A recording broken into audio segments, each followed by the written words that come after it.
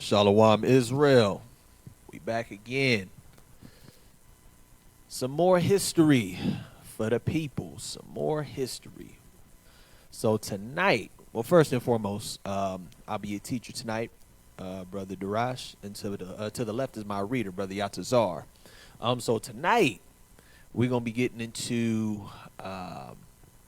something actually pretty special. I consider it pretty special. So the name of the lesson, take us to the PowerPoint, please. So the name of the lesson is the history of the translation and the preservation of the Holy Bible. So we're going to grab a couple of scriptures first, and then we're going to get into it. So first thing I want to get is Isaiah chapter 28. Let's go to Isaiah 28, and let's read verse 11. It's the book of Isaiah, chapter 28, verse 11. For with stammering lips and another tongue will he speak to this people. So, book of Isaiah, one of the prophets, one of the things that was prophesied, he said, with stammering lips and another tongue will the Most High speak to his people. Meaning there's going to be various different languages. That's what it refers to when it's saying another tongue, another language, a different language. The Most High is going to be speaking to his people. Why? Because the scripture said that we will be scattered all throughout the four corners of the earth, right? So let's jump over. What do I want? Let's go to 1 Maccabees 1 really quickly. Because you got to remember, we were in captivity in a number of places. On top of the fact that there was a number of times that we had gotten persecuted. You can bring it back to us, Angel, that we had gotten persecuted, that we had gotten murdered, just for keeping the laws, just for abiding in this book, right? So let's just get an account in history really briefly. Let's go to 1 Maccabees 1. And we are going to read, let's see, let's start at 41. 1 Maccabees 1 and verse 41. Moreover, King Antiochus wrote to this whole kingdom that all should be one people, and everyone should leave his laws. So all the heathen then agreed according to the commandment of the king. Read. Yea, many also of the Israelites consented to his religion, and sacrificed unto idols, and profaned the Sabbath. So we were in a place at this time where we were conquered by the Greeks, and Antiochus specifically, the ruler at that time, he was saying, we're trying to get everybody under our rule, under our laws. Everyone needs to become a Greek. And everybody said, well, they running everything. Well, I mean, hey, why not? We good. And even a lot of Israel was like, well, let's do it. You know, because when you read earlier on, we read that, man, since I think it's in verse 11, I believe, 1 Maccabees 1 and 11. It says, since we've been keeping these laws, they've been giving us hell. You know, they've been persecuting us. Let's just give in, right? Verse 44, read on. For the king had sent letters by messengers unto Jerusalem and the cities of Judea, that they should follow the strange laws of the land, and forbid burnt offerings and sacrifice and drink offerings in the temple, and that they should profane the Sabbaths and feast festival days. So the letters were sent out by King Antiochus. He said, send this to everybody. Send it even over there to them Jews over in Jerusalem. At the end of and when the letter that's being sent to them is that them laws that y'all keeping, we ain't doing that no more. Ain't gonna happen, right? Read on, verse 46. Verse 46, and pollute the sanctuary and holy people. So it said, and he even wanted us to pollute ourselves and the sanctuary. Now, if you know anything about our history, the sanctuary was something that was of utmost importance. And he said, nah, I want y'all to defile that too. Not just defile yourselves, but defile the Most High, where you guys go and worship him. I want y'all to defile that too, right? Read. Set up altars and groves and chapels of idols, and sacrifice swine's flesh and unclean beasts. Read. That they shall also leave their children uncircumcised, and make their souls abominable with all manner of uncleanliness and profanation, Read on. to the end they might forget the law and change all the ordinances. So that's the goal. He said, I'm trying to get y'all y'all need to be done with this. And, you know, we read all through the scriptures. We even see in Psalms 82. Or was it Psalms 83? I think it's 83. That's literally what they want for us to. That's what they want to happen. Because when you read in Judith, I believe it's Judith chapter 5, it says, when we were in wickedness, when we were in sin, it was easy for us to be overcome. So Antiochus said, to hell with those laws and whatever it is that y'all keeping. I want you guys to do this. I want you guys to move this way. Defame yourselves, defame or defile yourselves, defile your temple, all of that. I don't even want y'all to remember the laws, right? Verse 50. And whosoever would not do according to the commandment of the king, he said he should die. It said he should die. Drop down to verse 56.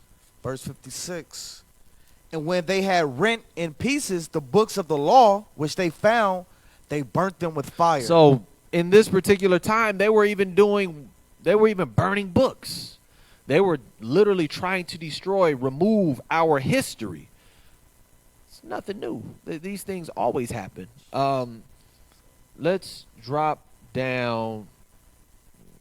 Actually, I want to jump back up. Read verse 50. Read verse 52 and 53. Then many of the people were gathered unto them, to wit, every one that forsook the law. And so they committed evils in the land. So it says, then many of the people that were gathered unto them, everyone that forsook. Oh, excuse me, read verse 53. Verse 53. And drove the Israelites into the secret places, even wheresoever they could flee for succor. So the scriptures say that succor. So the scriptures are saying that they had at this point said, well, we're going to be wicked then. Forget it. We're going to go ahead and follow the ways of the Greeks. And it said, and everyone that was trying to do righteous and keep the law, it said that they would be basically chased out. And it said those Israelites that were trying to keep the law ran wherever they could to find comfort. Right? Let's go to 2nd Ezra 14.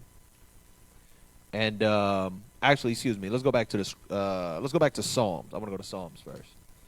So, two things. One, we're going to see in history where similar things have happened. You know, you had individuals trying to rewrite the scriptures. At which point, and I believe, if I didn't put the information in there, I'll definitely put it up later. You see a number of occasions where you had people who specifically when we were dealing with the scriptures, it was an issue when individuals were trying to translate it, when they were trying to distribute it to the common people, things of that nature. But through it all, somehow, some way, the Most High, and that was the reason for this, the Most High allowed our scriptures to be preserved. He allowed it to even be translated, because as we saw just a moment ago, it said they burnt up all the books. They tore up all the books, right? But let's see, we've had a number of occasions where these things have happened. I'm sorry, let's go ahead and go to 2nd Ezra. 2nd Ezra 14. We've had situations like that before. It's nothing new. But let's see how the Most High rectifies those particular situations. 2nd Ezra 14. And let's start at verse 37. Verse 37. So I took the 5 men, and as he commanded me, and we went into the field and remained there. Mm-hmm. And the next day, behold, a voice called me, saying, Ezra, open thy mouth and drink that I give thee to drink. Read. Then opened I my mouth, and behold, he reached me a full cup, which was full as it were with water, but the color of it was like fire. And I took it, and I drank. And when I had drunk of it, my heart uttered understanding, and wisdom grew in my breast. And for my spirit strengthened my memory. Now let's see what happened. Read on. And my mouth was opened and shut no more. The highest gave understanding unto the 5 men, and they wrote the wonderful visions of the night that were told, mm-hmm. which they knew not. Mm-hmm. And they set 40 days, and they wrote in the day, and at night they ate bread. Right. So they were writing these scriptures. Read. As for me, I spake in the day, And I held not my tongue by night. Read. In 40 days they wrote 204 books. Okay, read on. And it came to pass, when the 40 days were fulfilled, that the highest spake, saying, the first that thou hast written publish openly, that the worthy and unworthy may read it. So he said, the Most High put it on my spirit, and we was writing. We was just writing. We had to get these scriptures back out. And he said, and it came to pass when the 40 days were fulfilled, the highest spake. So the Most High said, the first thing that you had written, publish that openly, that the worthy and even the unworthy can read it, right? Now watch this, verse 46. But keep the 70 last, that thou mayest deliver them only to such as be wise among the people. Read. For in them is the spring of understanding, the fountain of wisdom, and the stream of knowledge. And I did so. So we see that we've had instances where the Most High even had us fully read. It said they wrote 204 books. So some of these books we probably can't even fathom. Don't know where they placed it. Don't know if that got thrown. We don't know. But it had been rewritten before. All praise to the Most High. He will put it on the spirit of the prophets, and we'd end up with more, so-called copies of the scriptures. It's nothing new, right? So let's go ahead. I don't need the other ones. Let's go ahead and we're going to get to the PowerPoint, and let's talk about the history of these particular books, these Bibles. So the first one so the main languages that they were translated in, the first language that it was translated in was Greek. That was our largest captivity, and one of the significant things during that captivity was that was probably the main, I won't say the only, because in Egypt we wanted to be like the Egyptians too, and we've always, that's why the Most High has said it a million times, don't follow the way of the heathen, so on and so forth. We've always tried to be like the other nations, but there was a very strong push to Hellenize a lot of the world, especially our people. So we had even lost our language in this particular time, and a lot of us were speaking in Greek. So the book had actually been translated in Greek. The other main language that it was translated in was Latin, and then Spanish and English, of course. You also have like German and all of these other European languages or Asiatic languages. Only thing is they're much more minor, so I didn't feel the need to really go into detail about it. So the first one we're going to get into is the Greek. So the Greek Septuagint specifically and its origins. So let's go ahead and read that. The very first translation of the Hebrew Bible was made into Greek, probably as early as the 3rd century BC. So approximately somewhere around 200 or 299 BC, read. This, the so-called Septuagint translation of the Hebrew Bible into Greek, is traditionally dated to the reign of Ptolemy II and Philadelphus of Egypt, 285 to 246 BC. So that was the reign of Ptolemy at the time. But it said that the Septuagint was created somewhere around that time. Read. It is commonly called the Septuagint version from the Latin for 70 because according to the traditional account of its origin, preserved in the so-called letter of RECEPTUS, it had 72 translators. The letters tell how King Ptolemy II commissioned the royal librarian and Demetrius of Phaleron to collect by purchase or by copying all the books in the world. So at this time, and this is why people always say that people glorify, Egypt. One thing that they did, they were heavy on knowledge. They were heavy on information. There was even a time there was a bunch of books there as well that had been kind of like, what is it called, the Greeks during the Maccabean time, where a lot of the books were burned in Egypt as well. They had to hold the Library of Alexandria. But it says it's commonly known, it's commonly called the Septuagint version from the Latin 70 because according to the traditional account of its origins preserved in the so-called letters of Aristeas, it had 72 translators. This letter tells how Ptolemy commissioned the royal librarian to collect by purchase or copying all the books of the world. So Egypt was heavy on figuring out, finding information, gathering as many books as they can. That's why they used to say Alexandria was the hub of information. Right? Read. He wrote a letter to Eleazar, the high priest at Jerusalem, requesting 6 elders of each tribe and total 72 men of exemplary life and learned in the Torah to translate it into Greek. Right? Read. On arrival at Alexandria, the translators were greeted by the king and given a sumptuous banquet. They were then closeted in a secluded house on the island of Pharos, close to the seashore, where the celebrated 110-meter-high lighthouse, one of the 7 wonders of the ancient world, had just been finished. So after the translators had gotten there, they had a huge banquet, they ate, and then they were placed on an island. And on this island, one of the 7 wonders of the world, of the ancient world, had just been finished. But nonetheless, going into just specifically, the information, they had those 6, correct? 72.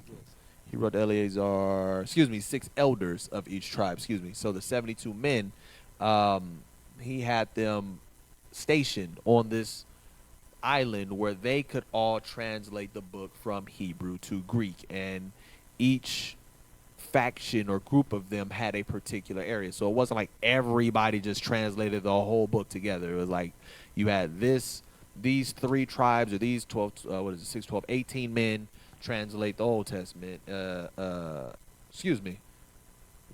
sorry, that's the King James version. Excuse me, we'll get to that later. I'm getting my the information mixed up. I'm sorry. So let's read on the Greek Septuagint. Go ahead.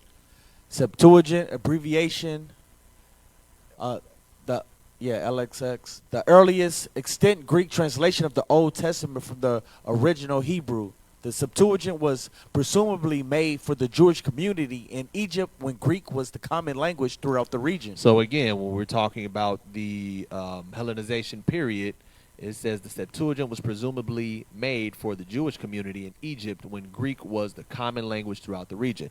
Now, quick backstory, when you understand the Hellenization period and the particular period that they were in, this was only 333, 285. Now it's probably like 60 years after Alexander the Great had conquered pretty much all of the world.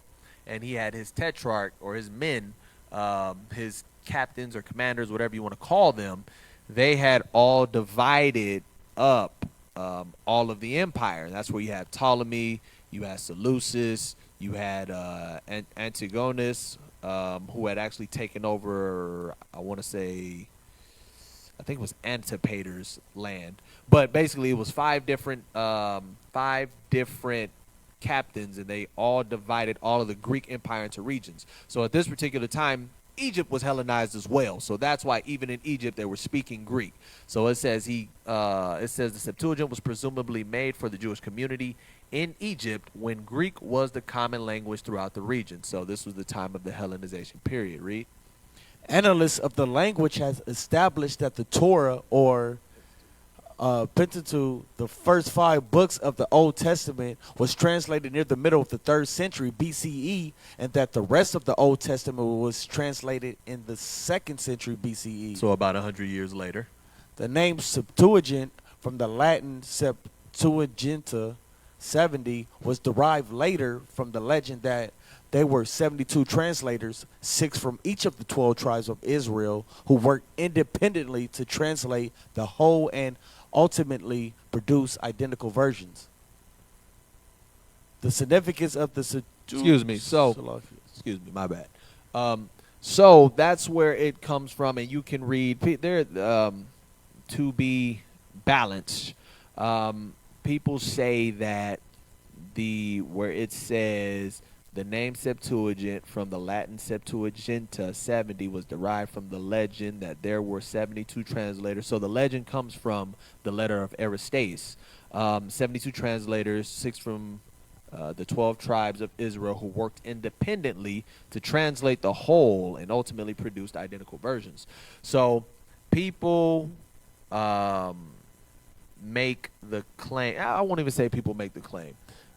When you read the information, some people say it was a legend. Some people even question the letter of Aristeas as to whether or not it was, what is the word, embellished. So some people say, well, they were all in one room together. Some people say, well, no, they were actually all sectioned off in different areas on the island, and it just so happened that divinely they came up with the same identical translations. So all that to say, just to have a balanced outlook on it. Some people say that that particular information could be embellished. So you can go ahead and do further research on that if you would like. I just wanted to touch on that really quickly. Now let's get into the significance of the Septuagint. Go ahead, read that. The significance of the Septuagint translation can hardly be overestimated. Following the conquest of Alexander the Great, Greek became the official language of Egypt, Syria, and the eastern end of the Mediterranean Sea. The Septuagint translation made the Hebrew scriptures available both to the Jews who no longer spoke their ancestral language and to the entire Greek-speaking world. So I totally forgot that I had this slide. I could have just let us read this, but it's so it shows you. It says that during the time of Alexander's conquest, Hellenization was ultimately put forth, and a lot of our people were now speaking Greek. So it says Greek became the official language. Specifically, it's called Koine Greek, which is pretty much a bridged language. So it's kind of like if someone speaks Chinese and another person speaks Spanish, you have a bridged language in America called English. So I may not speak Thai or Chinese, and you may not speak Spanish, but pretty much everyone in America speaks English. So that would be, at that time, that would have been, like the English of today, the Koine Greek. So it says Alexander the Great, Greek became the official language of Egypt, Syria, and the eastern end of the Mediterranean. The Septuagint translation made the Hebrew scriptures available to both Jews who no longer spoke their ancestral language and to the entire Greek-speaking world. So this was the significance of it.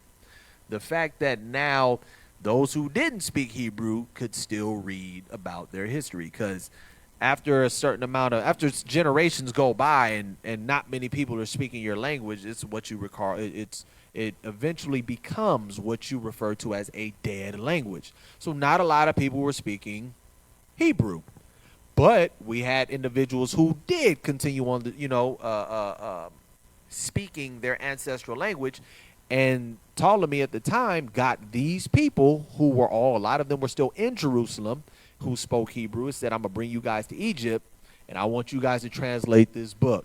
And the significance of it is that now everyone who is under the Greek Empire can now read this book, even those that didn't grow up in Jerusalem. Because remember, when we read in the scriptures, we had Israelites in Egypt, we had Israelites in Corinth, we had Israelites in Galatia. We had Israelites in where else? We had Israelites in Arabia. Read Acts 2, and that gives you a number of nations or a number of lands that we were actually in. And all of them were, of course, under the Greek Empire at the time. But a lot of us were outside of Jerusalem, so we didn't speak, or a number of us didn't speak Hebrew. And that was also one of the purposes for Paul, was because Paul was multilingual. That's why the Most High set him out as a disciple or an apostle or a teacher to the Gentiles, because our people were scattered all across the known world at the time, and not everyone spoke Hebrew. So same thing, and also understanding the significance of this. it allowed our people to still be able to be in tune with the Most High. Of course, from Hebrew to Greek, there were some words that you cannot exactly translate over. Same thing from Greek to English or Hebrew to English. There are certain words that you cannot absolutely transfer over. Actually, real quick, I want to get something to touch that. Let's go to Ecclesiasticus, the prologue.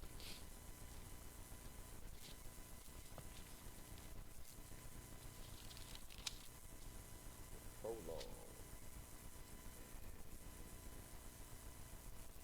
want to start.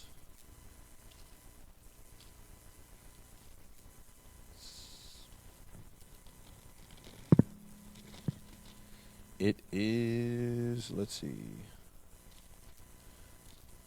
right here. Next page. Let me see, right here. For the same things. For the same things uttered in Hebrew and translated into another tongue have not the same force in them. So even the scriptures told us that. It was like, there's certain things that when it's in Hebrew, it means something. It has more power behind it. It has more substance behind it. But when you get it's translated into English, when it's translated into Greek, when it's translated into Latin, when it's translated into Spanish, it don't hold that same weight. So this was nothing new. But at the very least, you could always get the gist of the information because you had the book. You may not have gotten exactly word for word, verbatim, everything, precise, but you get the gist of the information. And that was the importance of the Septuagint, because you may not speak Hebrew, but you'll get that information in the Greek because every damn body spoke Greek. At the very least, everyone spoke Koine Greek because it was mandated. If you were under the Greek Empire, you needed to speak the language. That's the language that bridged everyone. It's kind of like English in America. It bridges everyone together. Even if you got a strong Hebraic accent, but you speak Greek well, you could communicate with somebody who originally spoke Roman, So that was the whole purpose of it, and that was the significance. Let's go back to the PowerPoint.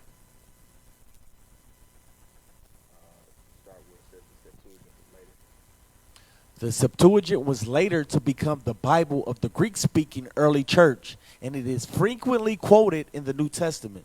God. Now, let's get a few other. We're just kind of touching on it because the Septuagint is pretty much the main. And also the sources are at the bottom of each slide, so you can go and research it for yourself. So we're going to get a few other more minor texts in the Greek. Then we're going to hit the Latin, and there are in here some what I refer to as, I guess, honorary mentions. Like, we bring them up because people know of them, but they're not that important. So I didn't really get into it. I kind of just put it out there. If you decide you want to go research it, you are more than welcome to do so. So the next one is the Codex SINAITICUS. And really quickly, there's a number of Greek manuscripts from the Codex SINAITICUS, the Codex Vaticanus. Oh, actually, I'll wait because I totally forgot that I have that slide in there too. So we're just going to read about this one right now, and then I'll touch on the other ones. Go ahead, read. Codex Sinaiticus, a manuscript of the Christian Bible written in the middle of the 4th century, contains the earliest complete copy of the Christian New Testament. The handwritten text is in Greek. The New Testament appears in the original vernacular language, and the Old Testament in the version known as the Septuagint that was adopted by early Greek-speaking Christians. Mm-hmm. In the Codex, the text of both the Septuagint and the New Testament has been heavily annotated by a series of early correctors. So, and one thing we'll see in a lot of early versions or translation of the scriptures, you're going to see that a lot of them had like a lot of annotations. And that was actually one of the differences between when we get to the English stuff. That was one of the differences between King James Version's Bible and everyone else's. But when we read in history, a lot of our codices were heavily annotated. And it wasn't just, oh, you know, we're just going to put what this word means over here. No, it was annotated with like um, either explanations or trying to what is the word? Trying to think of the word for it. It would be more than just expounding on verses. You would get like a lot of interpretation on it instead of something as simple as, okay, well, we're just going to point out, you know, these particular words that maybe no one knows about, or we'll give you we'll give you a concordance or Strong's number or Strong's word translation for this particular word or whatever the case is. They were like really interpreting stuff for you on the side, which was kind of creating a dogma. It was a dogmatic practice. So I'm going to tell you, you're going to read this, and I'm going to tell you what it's saying, and that's what used to go on when in these earlier codices or these early. Now the proper word is codices. I don't want to give you the incorrect word, but that's what used to happen in these earlier texts, right? So now I do want to hit these honorary mentions. You have the you can take us back. The Codex Vaticanus, which was also found around the time as Codex Sinaiticus, Codex Washingtonianus rather, and I believe that was a little later, and then the Codex Corinthianus. That is one that I did not really research, and I read a little on it. It seemed very insignificant, so I didn't care to really delve into that one. But these are just, again, so you can go and research the history of some of these Greek texts. And so that was, give me a second. So that was Codex Sinaiticus, and now we're going to get into one of the more prominent Greek, I don't want to call it, you know, we'll read the history of it first, because it's not exactly a translation. It's something a little different, but the Textus Receptus. So let's read that. Textus Receptus is the name given to a series of Byzantine-based Greek texts of the New Testament printed between 1500 and 1900. Read.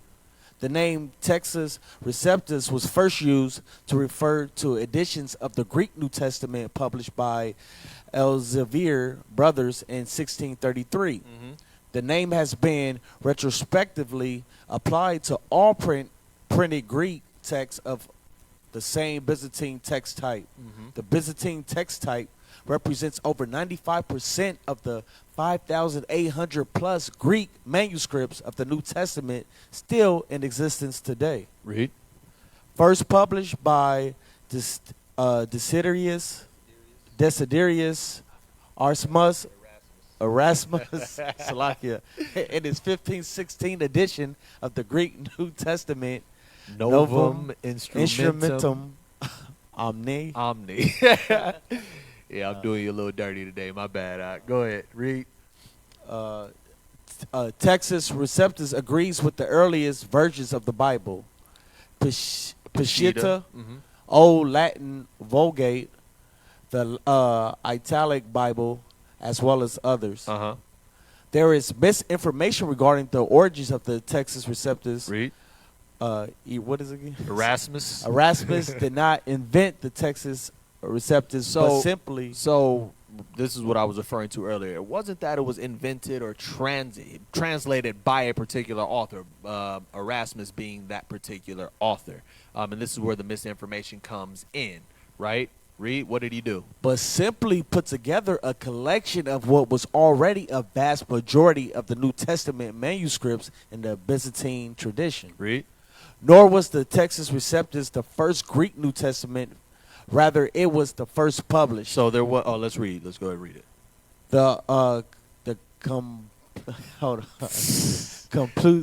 Complutensian polyglot was created first, but wasn't published until 8 years later. So we see that the Textus Receptus is also a big or a more prominent codex as it pertains to the history of the scriptures. The Textus Receptus is actually used for a lot of translations of the scriptures. One of them being a portion of it, rather, not the whole thing, but a portion of it. The King James Bible utilized the Textus Receptus along with other Hebrew books and in other Greek, what is it called? Other Greek translations as well. So take us back to the PowerPoint. And so those are the more prominent Greek. What is it called? Those are the more prominent Greek translations, minus the Textus Receptus, which was pretty much something that was put together of Greek translations already, right? So now we're going to get into pretty much the main Latin translation of the scriptures, known as the Latin Vulgate. So go ahead, read that. The Vulgate is a Latin version of the Holy Bible and largely the result of the labors of Saint Jerome, Eusebius Sophronius Hieronymus, who was commissioned by Pope Damasus I in 382 AD to make a revision of the old Latin translations. Read. By the 13th century, this revision had come to be called the Versio Vulgata, that is the commonly used translation, and ultimately it became the definitive and officially promulgated Latin version of the Holy Bible in the Catholic Church. So the Vulgate was commissioned to be created approximately 382 BC, and it was, or rather, excuse me, the revisions to the old Latin translation was to be done by Saint Jerome under the authority of Pope Damasus. And it says that by the 13th century, so around 1400, 1400, this revision had become the commonly used translation and ultimately became the definitive and officially promulgated or put out Latin version of the Holy Bible. So by the 1400s, the Latin Vulgate was the book to use, according to the Catholic Church. Read. St. Jerome had been. All right. St. Jerome had been commissioned by Pope Damasus to revise the old Latin text of the four Gospels from the best Greek text, and by the time of Damasus' death in 384 AD, he had thoroughly completed this task, together with the more cursory revision from the Greek Septuagint of the old Latin text of the Psalms. So let's read on. Excuse me. After the death of the Pope, St. Jerome, who had been the Pope's secretary, settled in Bethlehem, where he produced a new version of the Psalms translated from the hexaplar revision of the Septuagint. But from 390 to 405 AD, St. Jerome translated a new all 39 books in the Hebrew Bible, including a further third version of the Psalms, which survives in a very few Vulgate manuscripts.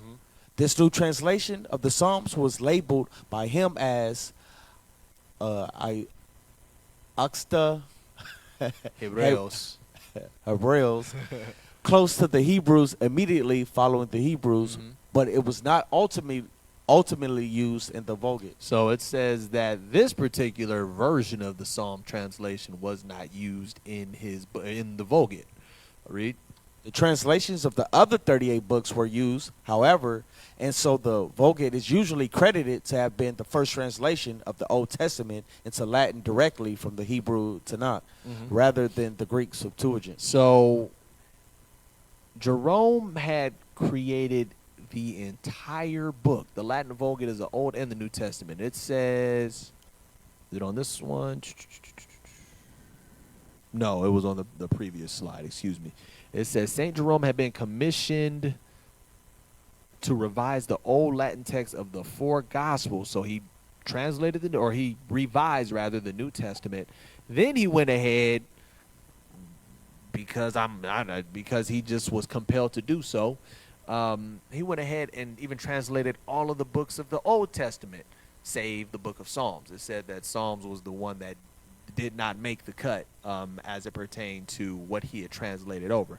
But he had translated these from the Hebrew. He didn't even translate it from the Septuagint, which a lot of people went to originally to translate their information. A lot of people went to the Greek Septuagint because it had already been translated from the Hebrew, and Greek being the main language at that time, it was easier to understand. A lot of Latin-speaking individuals didn't speak Hebrew, but they were speaking Greek because in this particular time, the Romans were they were pretty established, but they had kind of just come into power. But it was still a Greek-speaking. What is it called? It was the Greco-Roman era. So people were speaking Roman, but people were also still speaking Greek. So it was easier to translate it from Greek to Roman, or excuse me, to Latin. But they decided, or St. Jerome decided, I want to go to Bethlehem. I'm going to go to Israel. I want to actually translate the book from Hebrew. So that's how it ended up being translated into Latin from the Hebrew, the whole book. Because originally he was just commissioned to make some revisions. He revised rather, the Gospels. And then later on down the line, he said, I'm just going to do the whole thing. And a lot of people, when you read the information, the history, they say, oh, the Latin Vulgate has what's called corrupt language. But technically speaking, they say anything that wasn't written in Hebrew has corrupt language. Basically, it's saying it's not exactly word for word translated. That's usually what they mean when they're saying it's corrupt. Oh, well, they added a "the" in there, or they added a preposition in there to I guess, make the sentence sound more clear and complete.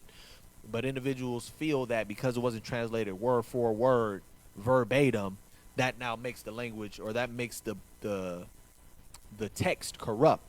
That's not exactly the case. It's still perfectly fine because the message itself hadn't been changed. The message itself hadn't been corrupted, right? So let's go ahead. Let's go back, and so we've gotten the Greek history, which was the Septuagint, which was the translation of the Old Testament, specifically, or starting with what they refer to as the Pentateuch, the Torah, the first 5 books. We got the information of when that was translated, how it was translated, who translated it.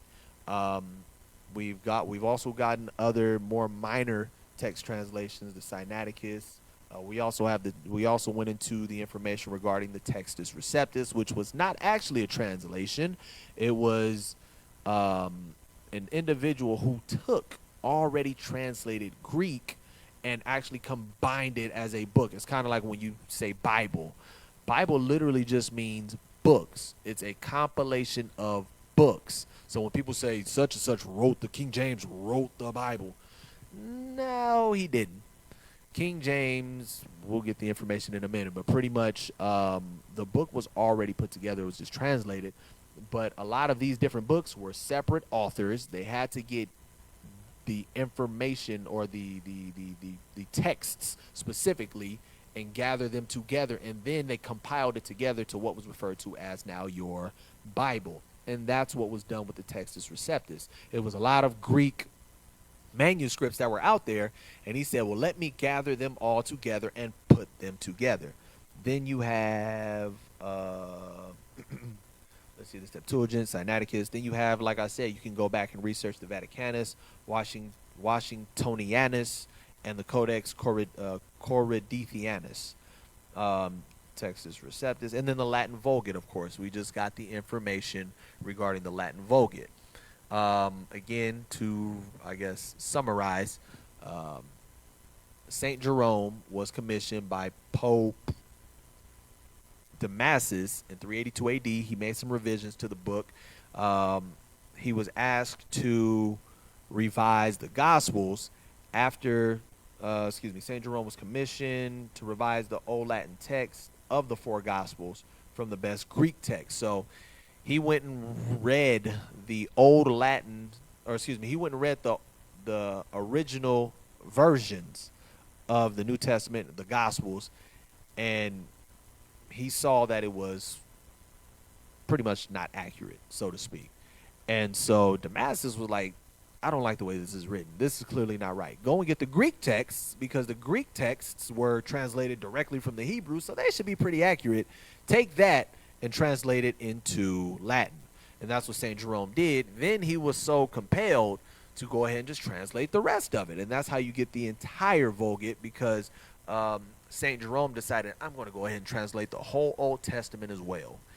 Now, let's get into the more recent translations of the manuscripts, English and Spanish.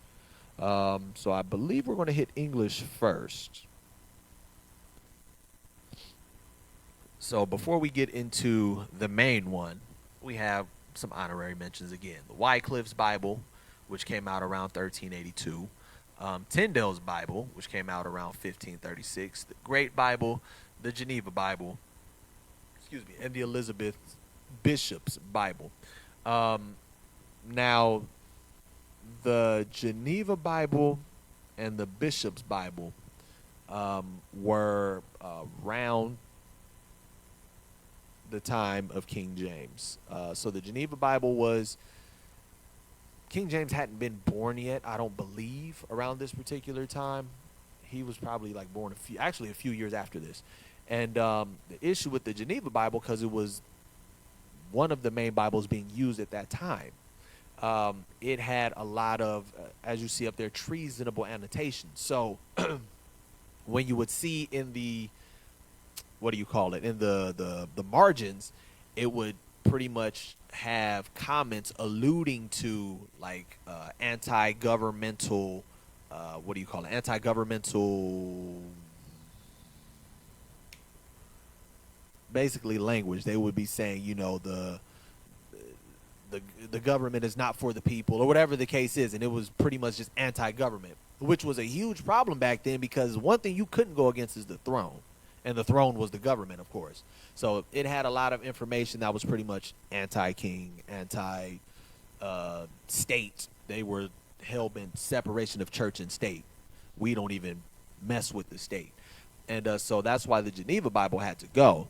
The Bishop's Bible was just poorly translated.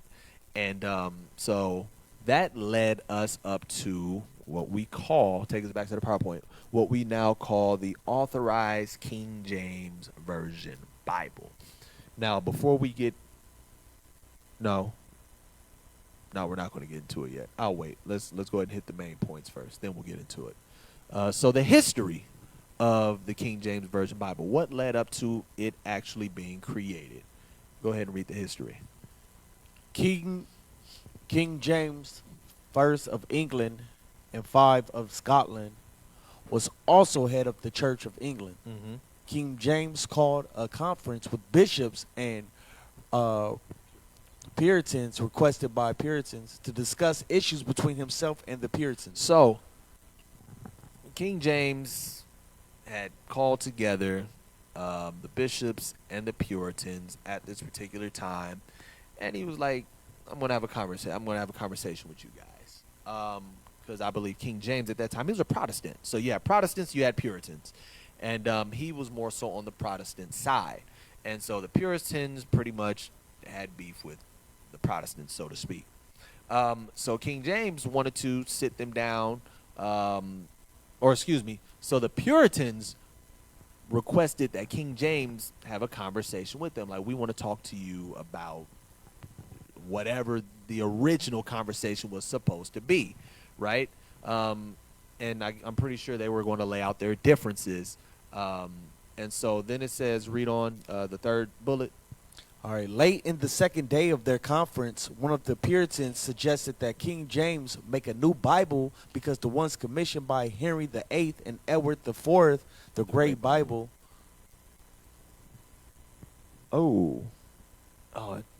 Okay, it got cut off. It said that they were poorly translated. That's what it ends up saying. And also, I see there that the there is the wrong type of there, Their. So it says late in the second day of their conference. So they had their conference. It was a couple of days long. And in the second day, one of the Puritans say, James, why don't we just make a new Bible? Because the ones that King Henry VIII and Edward VI, the Great Bible, the one that was commissioned by them early on, the original authorized books, it wasn't that greatly translated. And when you go, if you see at the bottom, this comes from a documentary. It's called When God Spoke English. And in the documentary, it goes on to say, now the Puritans had their own agenda as it pertained to retranslating the book. But when you see the documentary, it'll show that they kind of got the short end of the stick. But at the end of the day, they stuck with it because it was still their idea. So it was more so a pride thing.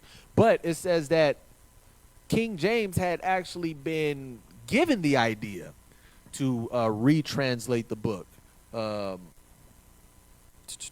Where is it? To authorize, rather, a new translation of the book. So for all of those individuals, this is just kind of a sidebar. You can bring it back to me, Angel.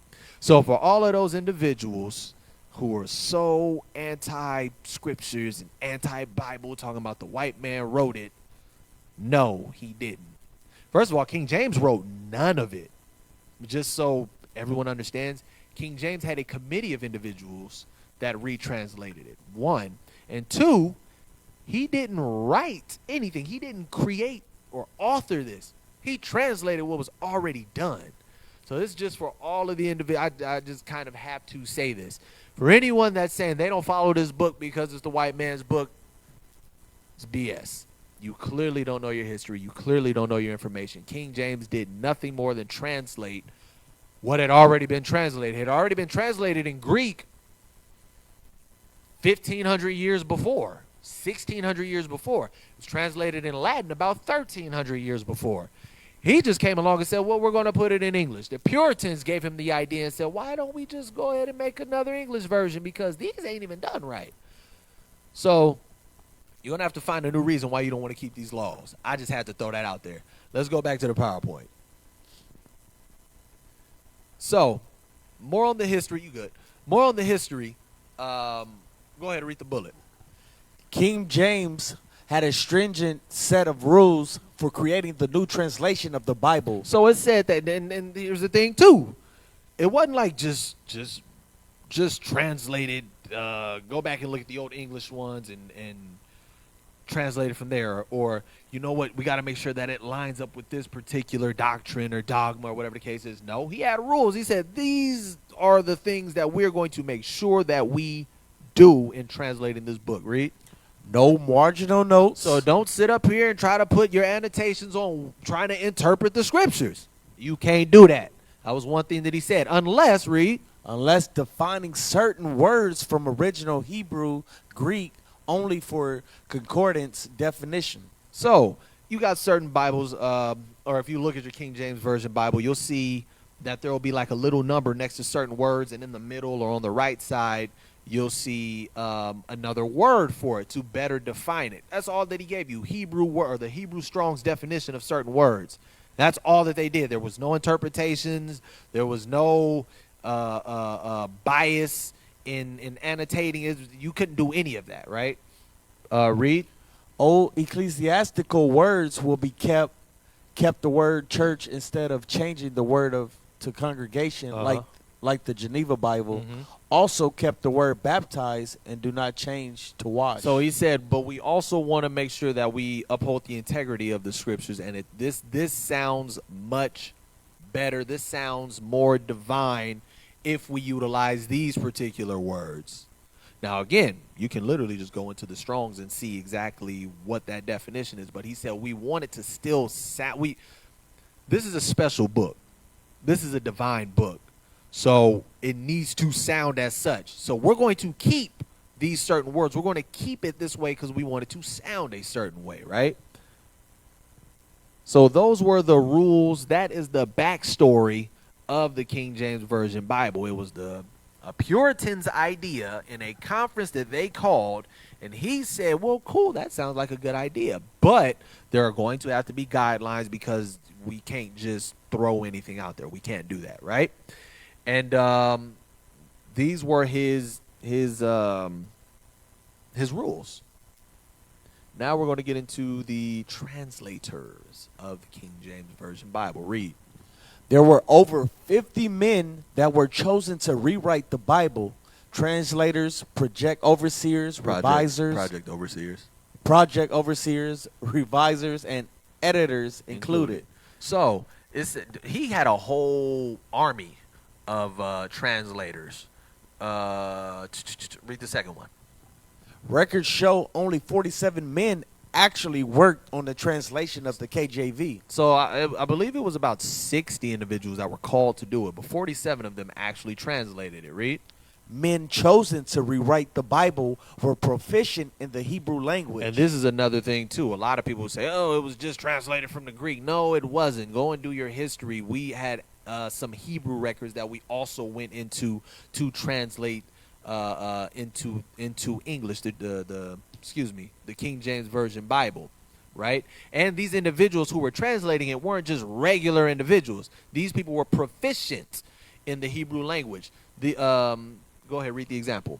Like Dr. John Bois, chairman of the Old Testament Committee at the Cambridge, was reading and writing Hebrew at age 6. So he was this is an individual who had this is pretty much his second language. It said that he was reading and writing Hebrew at the age of 6, so he was pretty proficient, if not advanced, in the Hebrew language. So we didn't have just run-of-the-mill individuals that was translating this information. This was a very serious endeavor, and because of that, King James decided, I'm going to get some individuals that I can trust. We got to make sure that this is done right. And he grabbed top-tier individuals to translate this book. And again, you can see the sources at the bottom. If you haven't done so, go and check out the documentary. It's a BBC documentary. I believe you can pull it up on YouTube, actually. It's called When God Spoke English. Now, you, of course, would have to pull out the meat from the bones, eat the meat, rather, and spit out the bones, metaphorically speaking, because there's some information in there where they're talking scriptural information, and they're not exactly on point. But it's a bunch of Edomites, so you kind of expect that. But definitely go and check it out, and it's about an hour long, so if you have time to check that out, and then all of the other resources are also at the bottom. Continued. Translators worked on the translation of the Bibles in 6 committees, 2 based in each of the University of Oxford, the University of Cambridge, and Westminster. So they had two committees or 2 groups at each university. So 2 at Oxford, 2 at Cambridge, 2 at Westminster. Read. Scholars were very meticulous with how the revised sentences, passages in the scriptures. Very small changes were made when the translating. With how the revised sentences and passages in the scriptures should be written. So the scholars they would read the Hebrew translation and they say, okay, this is what it says word for word. Now let's go ahead and make it a complete sentence and a completely good sounding sentence in English. So if they read in Exodus chapter 20 and verse, I don't remember what verse it is, but the 6th commandment, thou shalt not kill, or thou shalt not commit murder. I forgot what the Hebrew, I think it's matazak for murder. It says la'a matazak, no murder. They said, well, we have to make this sound more lively or divine. It says thou shalt not, meaning you shall not kill, instead of just no kill or don't kill. They said we're going to be very meticulous with this so we can make it we want it to sound beautiful as well. This is a very important book to us. So we know the importance of it. We understand what it is that we're doing. We understand the endeavor that we're undertaking. We also want to make sure that we, in translating this, make it sound like something divine, something beautiful, something amazing, right? Let's read the 3rd bullet. Very small changes were made when translating into English, like adding a word to make the sentence sound better. Exactly, read. Example, in Luke it says, Elizabeth's time came that she should be delivered. It was changed to, now Elizabeth's full time came that she should be delivered, and she brought forth a son. So it just gave you further understanding. It made the sentence sound complete. It made the sentence sound full. Those are the only differences and the only changes that were being made in the scriptures, read.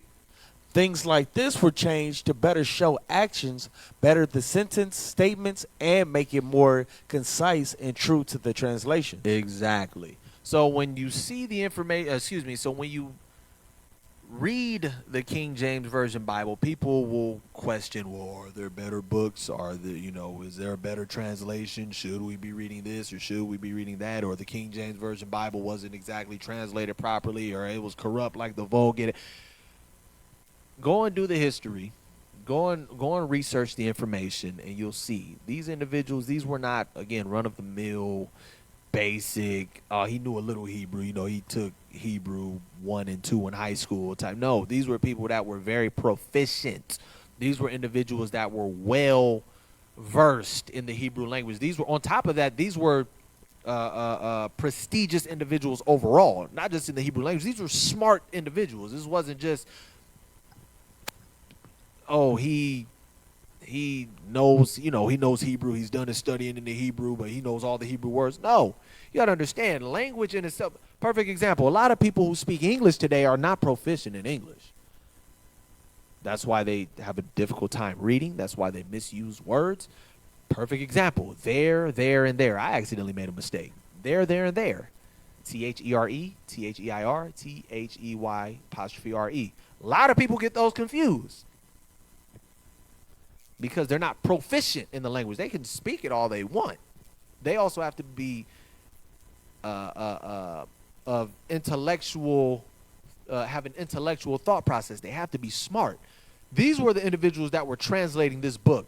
They weren't just, he was reading Hebrew at the age of 6. Not just that. This man was intelligent. These were individuals that went to universities. Of course, some people say, well, that doesn't now, so university is indicative of intelligence. Yes and no, because there's a lot of information that you get out of university, and it takes a certain level of mental fortitude, mental discipline, determination, analytical thinking when you're in college to get through college. So you got to be some kind of smart. So this is the type of individuals that were putting this book together. So if it's only because you hear the argument all the time. It's like, why don't you just read the Hebrew book? Why do you read the ink? Well, it was translated by individuals who read and wrote Hebrew very proficiently. I don't see the issue. On top of the fact you have concordances, you have lexicons that will help you. Okay, what did that word actually mean? Well, guess what? You have individuals that put that together too. Well, in Hebrew, these particular words mean this. In this particular passage, it meant this. You have those things.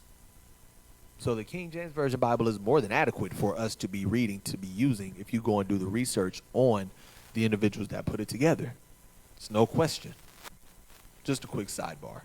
Let's go to the Spanish version of these scriptures.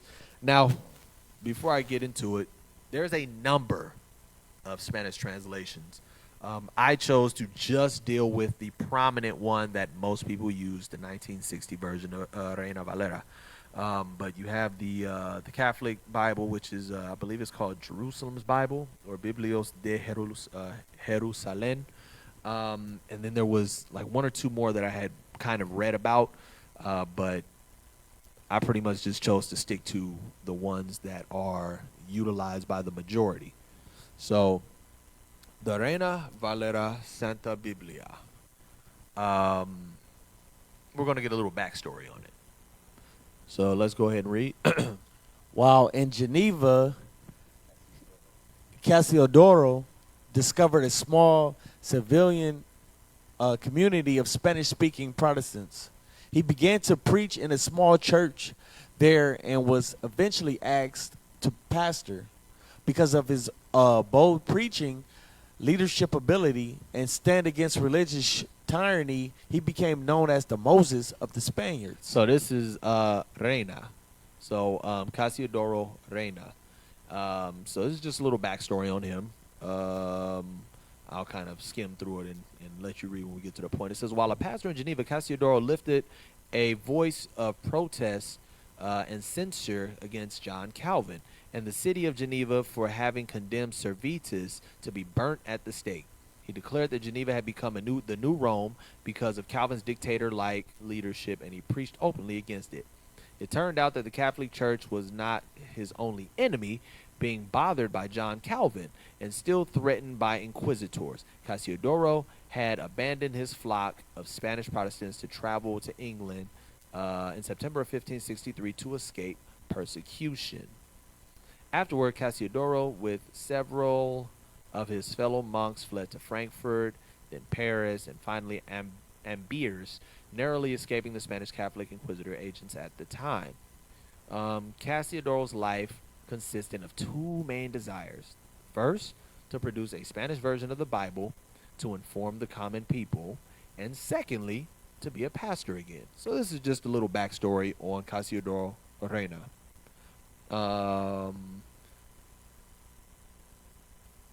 In 1565, he tried to attain one of those goals. He asked to pastor a congregation of French speakers in Strasbourg, but meddling people in Geneva and Heidelberg disappointed that hope. With that door closed, he continued his dream of translating the entire Bible into Castilian Spanish. You can read from there out. Because he was constantly running from Catholic inquisitors, Cassiodoro did his translating quickly, fearing that he might be caught and the work would go unfinished. Many times he used the work of the others in his translation in order to complete it sooner. For example, he copied the last 6 books of Perez 1556 New Testament word for word. He also included the summaries of the chapters the exact same way that Perez had written them. Reina also used the Latin Vulgate and other corrupt texts. Going in back his to work. what I said earlier, the corrupt text. It wasn't that it was corrupt in the sense that it was, the dogma or the teaching in it was altered or anything like that.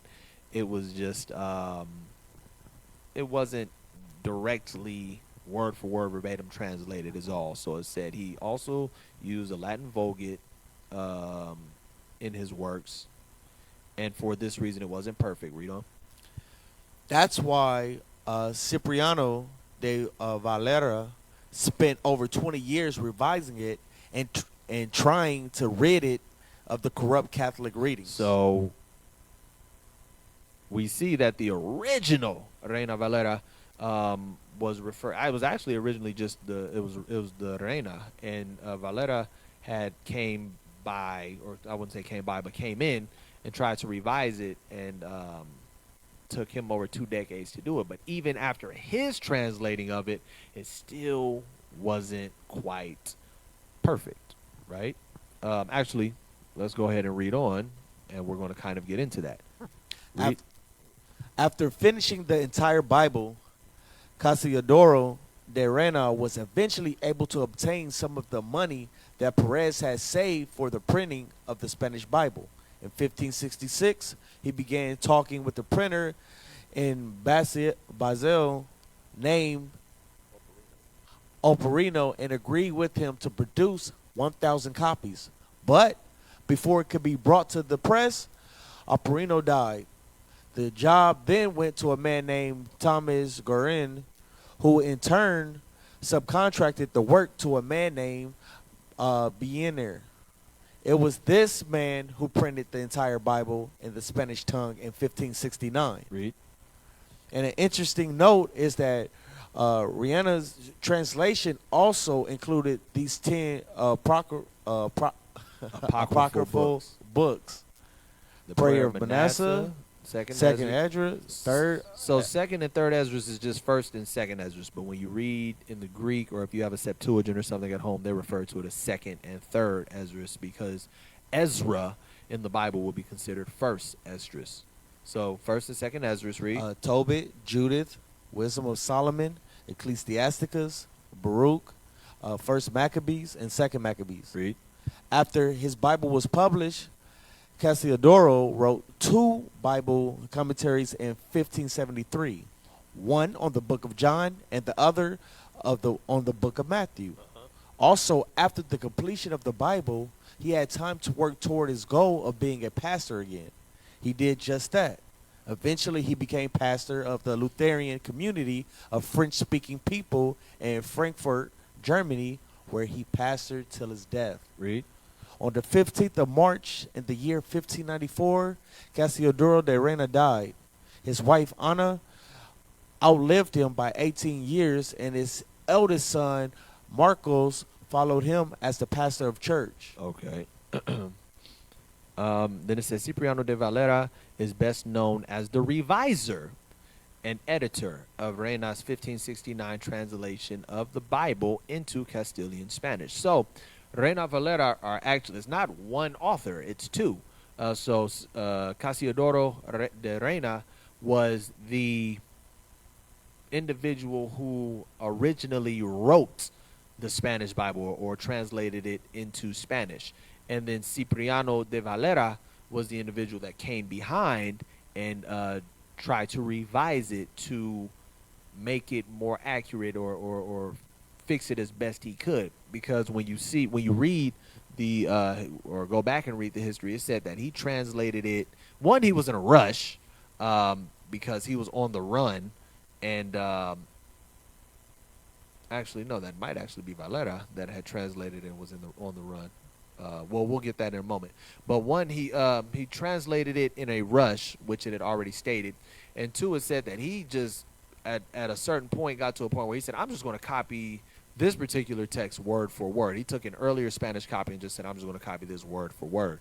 So it wasn't as accurate as it could have been. He didn't put as much time, as much effort into it. So that's why Valera came behind and he said, "Well, let me go ahead and revise it." And it said he spent 20 years on it.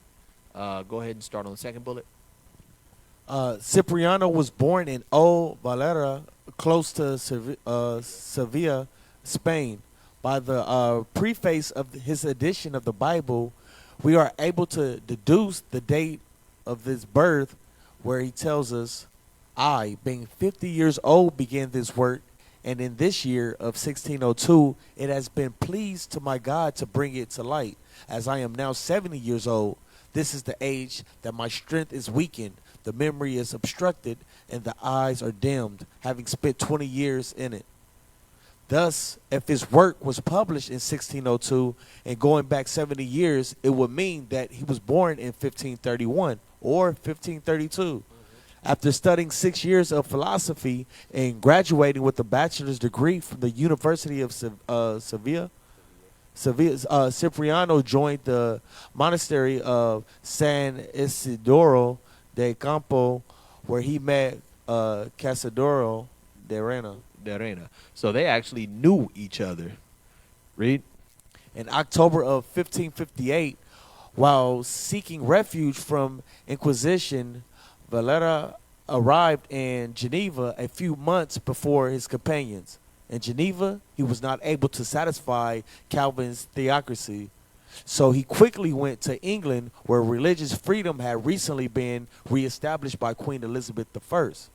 Upon her rising to the throne, by her, many sought asylum in that country, and among them were the monks of the monastery of San Isidoro de Campo. So Reina and Valera were both actually monks. Read on. Once they arrived in London, they congregated at the church of the St. Mary Ox, where Casadoro de Reina was soon named pastor. It is in London that Valera's name became affiliated with translation of the Bible. Read. In the letter dated in 1563, Valera was named a collaborator with Casiodoro de Reina in the translation of the Bible as an editor and corrector of proofs. So that's how his name ended up being a part of the Reina Valera Santa Biblia. And that's also where. So in London, they started to affiliate his name as a collaborator with Reina because he actually came back behind him and started the editing process over a span of about 20 years. Let's see if we need this.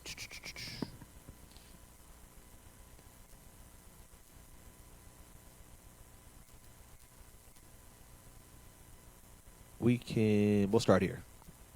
Like Reina's version, Valera's edition contained the Apocrypha also, as it was illegal in those days to print a Bible without it. However, it was inserted in the middle of the Old and New Testaments, as in King James Version. He explained its historical and dogmatical reasons why they should be in a separate section in his preface. So Originally, the Apocrypha was actually interspersed, meaning it was sat pretty much where it belongs. So where Ezra was, you had first and second Ezra's in that area. The rest of Daniel, Baal and the dragon, the prayer of the three children, the three holy children, all were around the area of the book of Daniel. The history of Susanna was also around the area of the book of Daniel as well. That was early on in Daniel's life. But Valera said, I'm going to just take them all, or I'm going to take these books and place them just in between the Old Testament and the New Testament.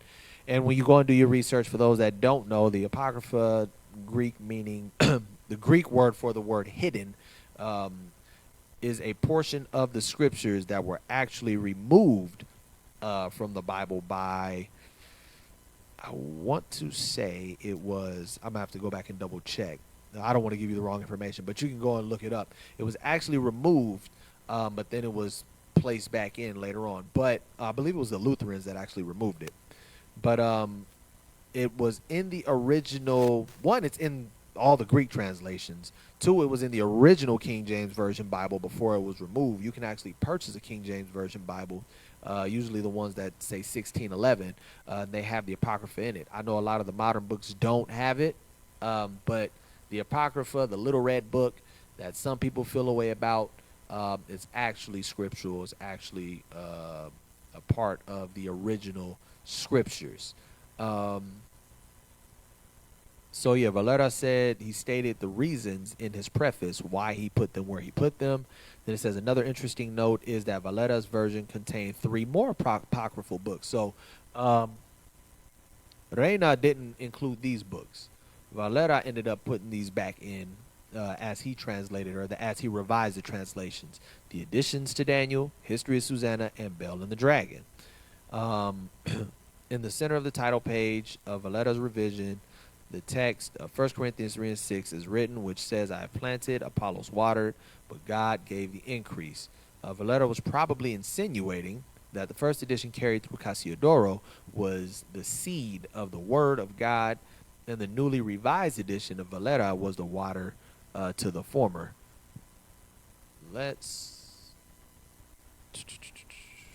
Okay.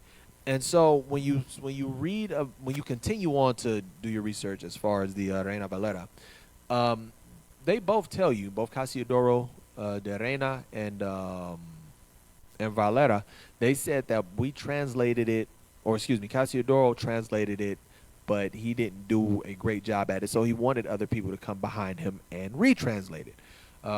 Valera turned around and translated it as best he could, but he said it can also make do with some more translation or some more translating to make it more accurate, to make it better. So you get all the way up to this particular translation, the 1960 revision, which is the most commonly used one, which will pretty much get you to as close to perfect of a translation as you will get for the Spanish Bible. So let's go ahead and read that. The man who did the translating of the 1960 revision consisted of 2 Methodists, 3 Presbyterians, and 1 Baptist. But the men were not only chosen because of their denominational affiliation, but because of their academic knowledge and biblical studies. So he grabbed 3 individuals. They all read the book, but they all had slightly different teachings regarding it. Why is that helpful? Because if they were all of the same thing, or all of the same denomination, it's like, oh yeah, we all agree, we can all go this way because this is what we teach. He said, I'm gonna grab different individuals from different denominations, because this way it can't be a bias in there, because all 3 of you guys aren't going to agree. I want it to be just translated properly. That is it. It says, so on top of them having their different denominational affiliations, they were also were very versed, very intelligent as it pertained to their biblical studies. They were very what was it called, of high regard and high respect, right? Read on. 3 of the men were seminary presidents, 3 were distinguished preachers and orators, and one was a well-known poet and Evangelical. evangelical circles. So what is the importance of the poet? He knows how to make the sentences flow better in the scriptures, right? Read on. All right, the basic work of the revision was done by Juan Diaz of Mexico, Honorio. Honorio Espinosa of Chile, Francisco Estrella, Alfonso Llorera of Venezuela, Henry Parra of Colombia, and Alfonso Rodriguez of Cuba. But Honorio Espinosa and Francisco Estrella died before the publication of the edition. Read. Each of these men on the committee were paid for their work and compensated for the time spent in the sessions. So, in short, you can bring it back to us. So in short, that is the what I would call the abridged version of the translation and preservation. The history of the translation and preservation of the scriptures. So we saw the Greek translation. What was the inception of it? We saw that Ptolemy wanted it translated along with all of the other books that he wanted to get his hands on. In Latin, we saw that St. Jerome was commissioned. Then you had a number of Greek manuscripts that were translated afterward. But then in the Latin, you see that St. Jerome was commissioned by the Pope for his various reasons. Then he was compelled to go ahead and translate the rest of the Old Testament for whatever reason he decided to do it. Then we see the English. There was a number of books: the Bishop Bible, Geneva Bible, Great Bible, Wycliffe's Bible. I'm missing a few of them. But there was a ton of English books that were already created. Some were poorly translated. Some were translated with a bias in them. And the King James Version Bible, the purpose of it was to completely remove all bias, all personal preference, all of that. It said, I want it to be translated just properly, non-biased, straight from the Hebrew. I want an uncorrupt translation. Spanish. We see that the original Reina Valera, or it was more so the Reina, and then Valera came in as a collaborator. The original of those wasn't exactly accurate because the authors were both in a rush, and so it took centuries actually before we got to a place where it was revised fairly accurately. I'm pretty sure each revision got better and better, but now we're in a place where the 1960, is called the RVR 1960, is the most commonly, as they say, propagated or most commonly used version of the Spanish Bible. So, as we said, the scriptures already told us, Isaiah 28:11, the Most High was going to talk to us in every language. You're not going to stop this word from going out. You got Bibles written in German. You got Bibles written in French. You got Bibles written in Spanish, English, Greek, Roman, of course, the original Hebrew. Most High said he knows his people are scattered across the four corners of the earth. He said, "Don't worry, you're going to get it. You're going to get this word." And it was something that wasn't going to be stopped. We see in history they burned our books a number of times, and the Most High put it on his prophets. He said, write another one. Do it again. Matter of fact, write another one, write even more. But these are the books that everyone else can read. These are the ones that only the high priest can read, the wise elders. So there's books that we don't even know about. Most High said he had Ezra's write 204 books. And only 76 of them was given to us, the regular people.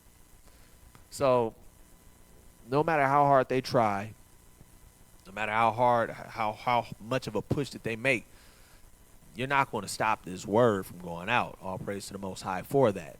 He's going to always have a way to make sure that the book was both preserved and uncorrupt in its preservation. It's going to always be that. So all praise to the Most High for that. So Most High willing, there was some edification given to the people.